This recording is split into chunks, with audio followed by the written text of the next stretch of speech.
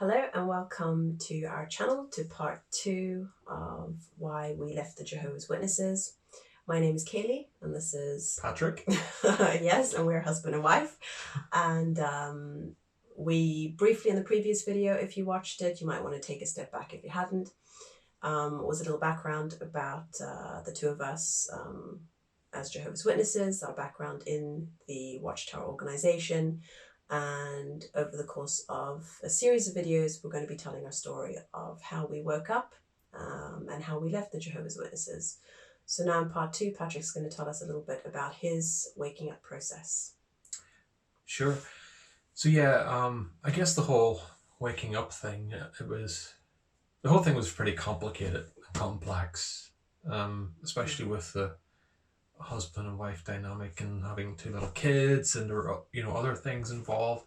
So the first video was a bit of, I guess, just somewhere. What's the word I'm looking for? Context. Yeah, context. It's just important to have a bit of context so you can sort of see where we're coming from. So any of our friends or family who no longer speak to us, hello. We hope you're doing well. We love you all. Yeah, we do. We haven't changed. We're still here. We're still here. We're still the same people, pretty much. But yeah, so leaving the Jehovah's Witnesses, I don't even know where to start, to be honest with you. So what were the first few? Well, we kind of touched... First few ticks. We touched on it in the previous video, but we kind of had... Kenny and I had this wake-up call that we never spoke about when our first daughter was born. And I guess it wasn't really waking up, but we knew that if she ever needed medical attention, including a blood transfusion, which you can't do as a Jehovah's Witness, that we would do that. We knew, no matter what, we would take care of our daughter. She came first before anything else. Funny thing is, I was prepared to refuse. Yeah, me too. But I was not prepared for her to be refused. Yeah, that wasn't an option. And I think that's why we both look at that's that event. Crazy reasoning for you. Yeah, right there. It just shows you how indoctrinated you become. But I think that was one of the things that once she came along, it sort of set off a domino effect, I guess. It really did. Before that, we did have doubts, and one of the things that always really annoyed me, and I know this annoyed, and I'm sure it continues to annoy people who are still brothers, but it was the beard thing. And hence the beard. I've always wanted a beard ever since I was like a teenager. I just wanted to grow a beard. To be fair, he looks better with a beard. Yeah, it hides all the flab. Albeit a bit messy at the moment. It does need to be, yeah. But I definitely wouldn't get away with this in the Kingdom Hall. But I did try growing a beard a few times, and I was always chastised and counselled, and I always thought it was ridiculous. The thing is, he grows a beard overnight. Yeah, if we were in a rush with the kids and we were running late, there was no time for him to shave the occasional morning, then he'd be pulled in for it was having ridiculous. Stubble. It was just really I hate shaving as well because I have to do it all the time. If I want to be clean shaven, it really hurt. It would cause rashes. You were made to feel embarrassed. By it as well. I felt embarrassed. It probably stressed me out more than it stressed him out. Yeah. But I would freak out in the car on the way to the Kingdom Hall about the fact that he hadn't shaved. Yeah. And somebody's going to say something. Even if it was just a bit of stubble. Do. Yeah, exactly. And I remember actually when I was about 16 or 17, I when you're that age, you're kind of like, oh, I want to prove I'm a man, I'll grow a beard. Just to see that I can do it, to prove it to yourself. Yeah. And I did, and I grew a goatee pretty quickly within 2 weeks before an assembly. A goatee, that's for you, goat-like personality. Very good. We're watching you, Giannis. Okay, I'm done. But I remember being at the assembly, and all these elders and older people would come up and they'd be like pulling out my beard and touching it. And it's like, and where else is it acceptable to go up and start touching someone's face? I should probably clarify that goat-like personality is another fellow JW YouTuber. Yeah. I'm not just shouting out to a random person here. Most of you will probably know that anyway. Yeah, you will. Yeah. But for those who are not witnesses and don't know the witnesses, Yeah, for our family and friends. yes, you know, for our you family guys and friends, check out Goat-like personality. You won't regret it. Yeah, he's very That funny. shiny bucket. Okay, I really am done now. Carry on. But yeah, Beards. that was one of my little gripes. I think we all had our own gripes, and it's funny because I always spoke to another an older brother about that, and it was something he was always annoyed about. And then of course, you know, when you leave, you find out it was all because of a really stupid and ridiculous reason, and that was that Rutherford didn't like Russell and his beard, and the fact that other brothers wanted beards like Russell, and it reminded him of Russell, so Rutherford made everyone shave their beards, and he was like this clean-shaven lawyer type anyway. What? Okay, moving on to the next subject. Okay, sorry. Yes. It's obviously a passionate passionate subject. Yeah, so we had Elin, and then a few years later I was made an elder. About 18 months later. Yeah, I was made an elder. Yeah. Obviously, I was a ministerial servant first. I was pregnant with our second daughter at the time. Oh yeah, we hadn't told anyone. No, we had. Had we? Yes, and we had a high risk pregnancy the second time round. And as if that wasn't stressful enough, they decided to make him an elder. So. Oh yeah. Yeah. Pile on the stress. Yeah. But I think becoming an elder was a bit of a wake up call, more than anything else. That for me that was the big one, because apparently you're supposed to be appointed by Holy Spirit, and I could tell for a fact I was definitely not appointed by Holy Spirit. Nope. No, definitely not. And then there were things after that, like I'd be giving talks about why the Bible is accurate and true, and you weren't comfortable. No, I wasn't. I really enjoyed public speaking, but I was really nervous and didn't really enjoy giving those talks, and I soon realized that it was because I didn't really believe what I was telling all these people in the Kingdom Hall. I'm giving these sermons or talks as we called them, and I felt like, well, if I don't believe it, then I'm kind of lying to these people. So I need to go and research and figure this out so that I do know I can believe it and I know it is the truth, and then I can go back and feel better about telling these people this stuff. So I went and did a bit of research. Even though you're not supposed to. Even though you're not supposed to. Don't stray from the outline. No. And actually, I wasn't, when I first started researching, none of it was what would be considered apostate material. I looked at the records from, I think it was a number of museums, including the British Museum. We have all the tablets about the Babylonian cuneiform tablets.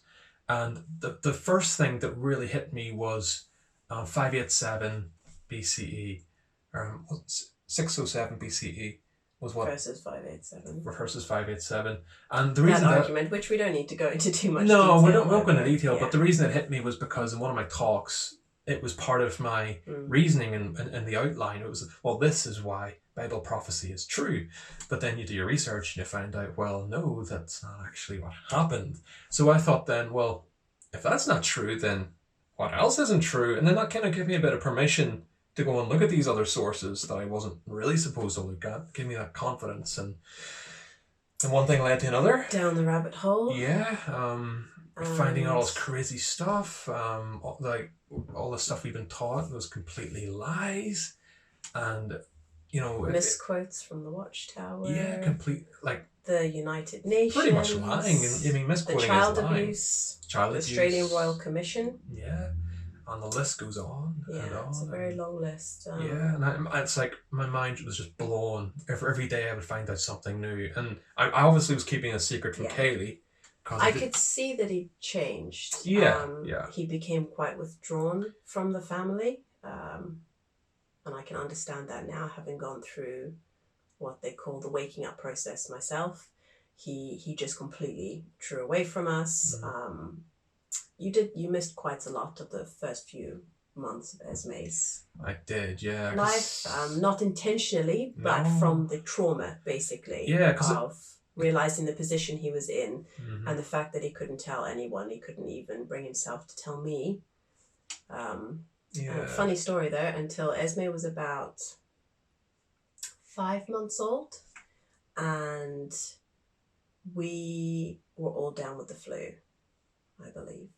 My mother was in South Africa, visiting family, and I had said something. Somebody at the Kingdom Hall had been callous or cold, or something had happened. I can't remember clearly. And I remember saying to him on the couch, full of germs and coughing and sneezing, that sometimes I really wondered if this was the truth, because sometimes it doesn't feel like it. And that was his foot in the door. Well, let me tell you. That was a shock to the system. Yeah. So that's what prompted him. Yeah, and I can tell you that it was a huge relief being able to open up to her, because you are going through this traumatic experience, this grieving process. It's like an existential crisis. You have all these huge things happening inside your head. Plus, you're trapped inside a cage because you can't tell anyone. So it's almost like a toxic thing. It's very trying to keep that all inside of you. So being able to actually talk to someone about it, someone close to me who I cared about, it made a huge difference. But of course, that presented challenges of its own. Well, I cried a lot. Yeah. And a lot, and then more crying, and then months of crying. Yeah, and guilt tripping me a lot as well, which is, classic. Couldn't blame her. It's natural to do that. Like, what was it when we got married? This wasn't part of the bargain, or let's get a divorce. Yeah, we can't stay together and stuff like that. I don't think you never said that meaning it. It's just that you were afraid that we were going to get divorced. I was afraid that he was going to leave me. Yeah. And I was afraid he was going to leave me, that basically. We would break up as well. That was a huge fear of mine, that I would lose my wife and my kids. And I didn't. But I also, I guess part of the crying was because I believed him. It was a few months. Now, my mum lives in the same household as us. And it was a few months before I told her about that conversation, about what had happened. And I know this is going forward a little bit, but not much. I'll get to my point quickly. That I went in to tell her that he was going to stop attending meetings and he didn't want to be a witness anymore. And of course I was crying, but I said to her, but he's still Patrick. He's still a good person. And he's never lied to me before. So how can I say he's not being honest with me now? I do believe him, and I think that's probably what scared me more than anything, is that what he said made perfect sense. Yeah. There were a lot of things playing on my mind that were in line with what he'd said, even though I didn't want to hear it because I was afraid to hear it. Yeah, and it was difficult too, because I obviously got a head start on the whole waking up process, and then you were sort of starting to wake up around then, but you weren't ready to stop going to meetings. But I couldn't keep going to meetings, so I did try to soft fade, and then I ended up sort of hard fading, and just feigning. You just quit? Yeah, I just stopped. That was it. I was becoming February 2018. Yeah, I was doing. I was going to the meetings to please Kaylee. 2018. No. Was it? What year? It was 2000. It was 2018. It was last year. Yeah. No, when I stopped going. No, when you stopped. No, it was way before that. It was 2017. Must have been. Was it even before that? No, it couldn't. Okay, no, it was 2017 when things started to stop, and then. Yeah, so no, it wasn't February, right? Yeah. So it was Memorial. Yeah. Was the last meeting you attempted to attend, but the kids were sick, and actually neither of us made it. And the funny thing is, I gave the memorial talk the year before that. So it showed you how fast things. How fast you can wake up when you're ready to. Yeah. I woke up really quickly because even when I gave that memorial talk the year before, I was already waking up then. I already wanted to stop going to the meetings, but these things are arranged months and months in advance, so I couldn't have just stopped without causing problems for Kaylee and the family and the elders sticking their noses in, which they did eventually, and we'll come to that later. But so I guess for anyone else going through this, it's good for you to know that you might go through something similar with your spouse, because it's very rare that both wake up at the same time. And we'll probably do some more videos on how he got me to use my reasoning skills. Yeah, I guess it's good to understand. Because you did help me. Yeah. With well-placed questions. With Socratic reasoning. But it's you see some of you might be going through a traumatic experience similar to this. I think more and more people are waking up all the time. But just to let you know to hang in there.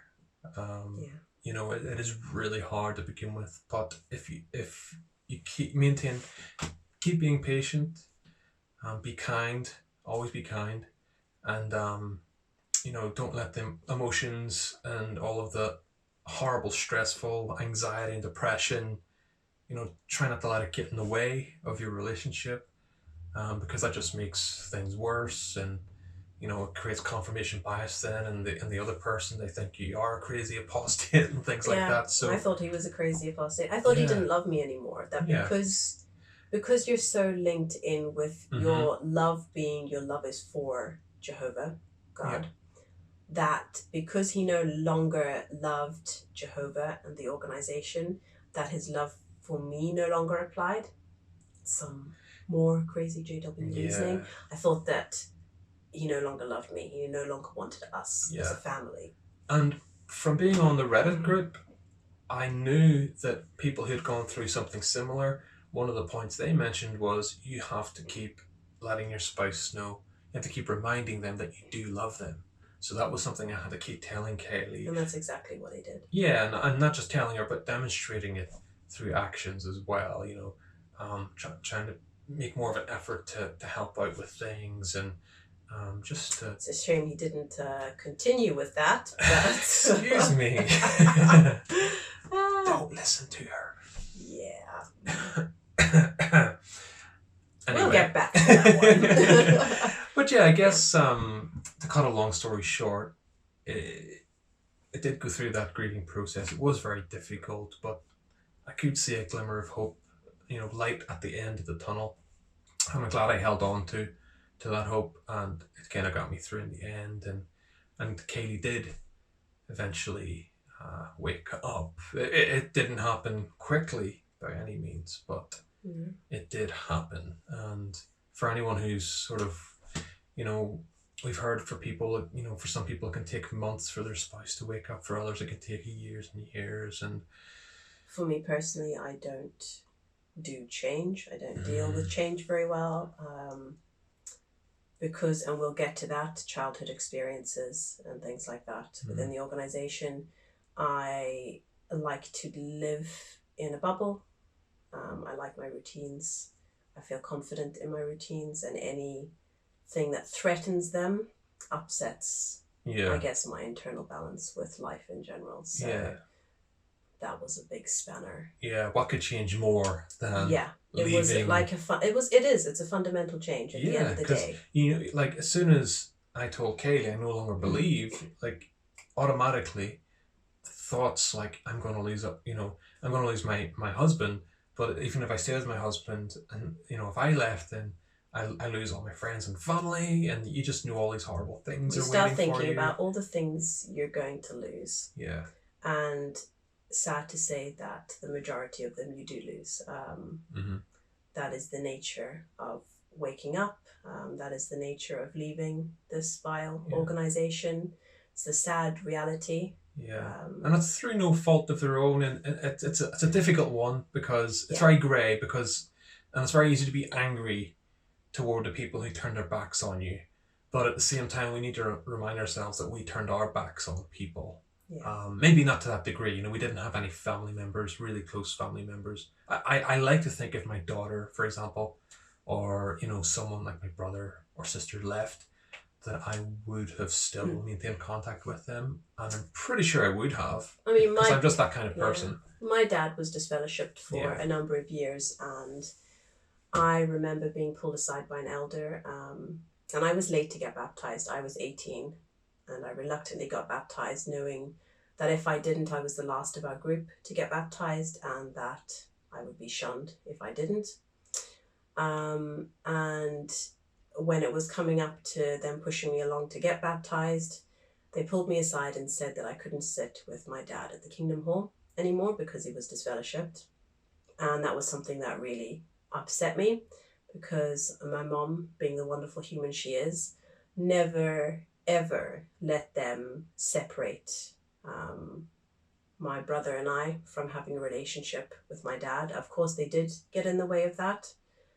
It's a sad fact, even if the other parent, who remains a Jehovah's Witness, does encourage contact, people within the congregation will dissuade you from that. Yeah. But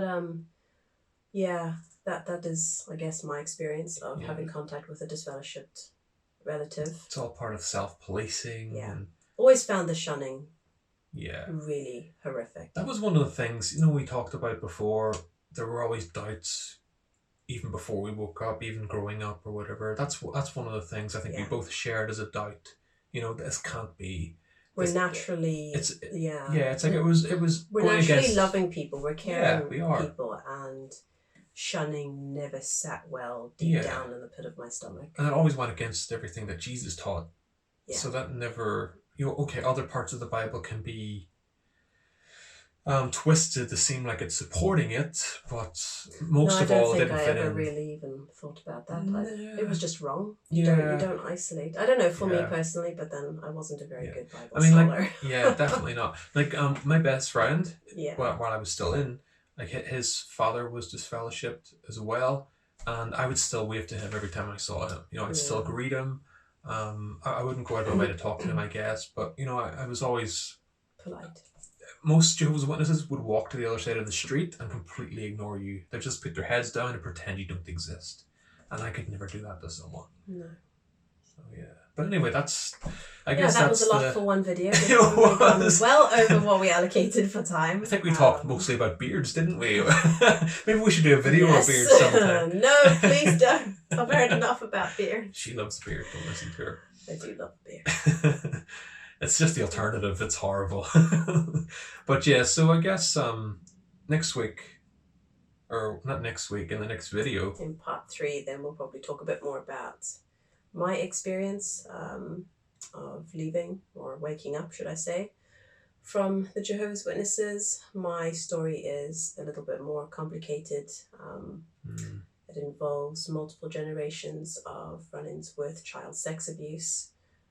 So for more sensitive viewers, the next couple of videos might be a little bit harder to listen to.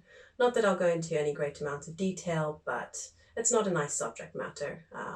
But it needs to be said. The more people that speak out about it, the greater voice. Yeah, and the thing is, it seems to be a fairly common thing in the Watchtower organization, so chances are there's people watching this have gone through something similar. Kaylee posted a blog article a while back, and one of the things that came out of that was she realized that so many people had experienced the same thing, which was very sad. Well, I'll talk about that in the next video. Sorry, I'm always. He likes to talk more than me. The gift of the gab, the Irish, you know. That's why you're an Irish writer. But anyway, thank you very much for watching. If you like our videos, please give us a thumbs up and subscribe. Don't forget the bell. Yes, again. And thank you for watching. Bye. Take 250. So hello and welcome to our channel. My name is Kaylee and this is my husband, Patrick. Aren't you going to introduce yourself? No, because in the last 3 times you introduced okay. Okay, do it again. Okay. Oh, this is going to be great. This is going to be terrible. Okay. Stop laughing.